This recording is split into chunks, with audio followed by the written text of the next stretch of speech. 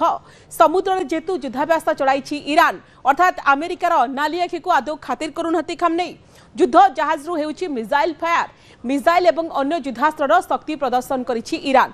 सबुठ बड़ कथा आप देखु स्ट्रेट ऑफ हॉर्मुज रे ईरान नौसेना शक्ति प्रदर्शन करुछंती। या कौन प्रकृति इशारा करुछि ईरान उपकूल और ओमान उपकूल रे ईरान युद्धाभ्यास 2 सप्ताह धरी युद्धाभ्यास चलाई ईरान सेना। अमेरिकार चेतावनी को खातिर करुनी ईरान एभली दृश्य ही स्पष्ट होउछि। आपण देखुछंती जो विजुअल ए होउछि युद्ध पई ईरान रा प्रस्तुतिर चित्र। समुद्र रे दौड़ुथुवा जहाज एवं अग्निवर्षा करुथुवा मिसाइल आउ ए सब प्रमाणित करुछि जे अमेरिकार कोनोसी चेतावनी को खातिर करुनी ईरान।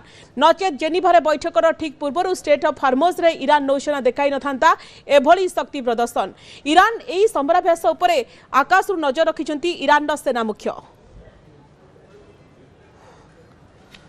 तो वर्तमान जो स्थिति देखा मिली ए संपर्क में अधिक आलोचना करबा वैदेशिक व्यापार विशेषज्ञ श्रीयुक्त मानस बेहरा आम सहित जोड़ी होती। श्रीयुक्त बेहरा आपको स्वागत करने को चाहिए।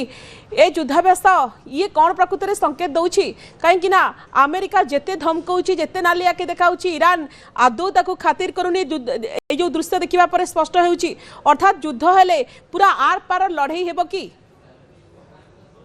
पूरा हॉट पॉइंट अच्छी समग्र मध्यप्राच्य उभय मिलिटारी प्रेशर बिल्टअप करुचंती उभयों उपरे।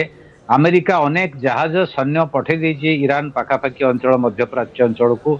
एपटे ईरान हॉर्मुज प्रणाली जो विश्वर 20 भाग तैल रप्तानी हुए सऊदी अरब रु ओमान रु ईरान रु इराक रु ताकू नियंत्रण करने को चाहूँगी। परोक्ष धमक दौची ईरान अमेरिका को जे तुम यदि आक्रमण को आम हॉर्मुज प्रणाली की बंद करदे पूरा जो लाइफ लाइन विश्वर तैल रप्तानी से बंद हो। सेकेंड कथा हूँ एपटे आलोचना चलती जेनेभा द्वितीय राउंड आलोचना। प्रथम राउंड आलोचना मस्काट रे होता ओमान बर्तमान ओमान मध्यस्थित पुणी द्वितीय राउंड आलोचना होची जो डोनाल्ड ट्रम्प को जोई अच्छी एवं तांकर जे मध्यप्राच्य रे प्रतिनिधि विटकप अच्छी एपटे आर्गाची वैदेशिक मंत्री ईरान अच्छी। आलोचना होची परमाणु अस्त्र निरस्त्रीकरण संपर्क में। इथिरे गोटे शर्त रखी ईरान जदि परमाणु अस्त्र पर आलोचना हम प्रथमे अर्थनैतिक बासंद कटकड़ा उठे दि जाए एवं आमे तो पाड़ुचु नियम आमे एनपीटी दस्खत करूँ आमे सबू नियम कानून परमाणु अस्त्र जहाँ पाड़ुचु कि इजराइल जो दाबी करते यूरेनियम रिच्ड अच्छी फिजाइल मेटेरियल सब गुड़ाक ईरान फेरे दो जोटा ईरान पाखे संभव नुहे।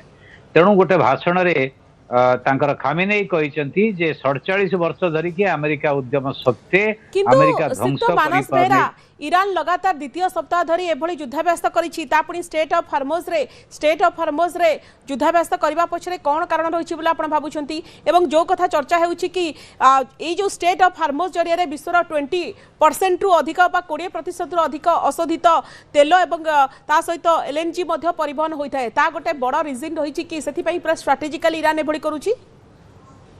देखो सेटा ईरान नियंत्रण रे हॉर्मुज प्रणाली अछि एवं से जो जलपथ सेटा लाइफ लाइन मध्यप्राच्यर जहाँ कहले मध्यप्राच्यर समस्त तैल रप्तानीकारी राष्ट्र से ही बाट देकी तेल पठाती बा गैस पठाती। तो सहीटा को जदि ईरान नहीं जाए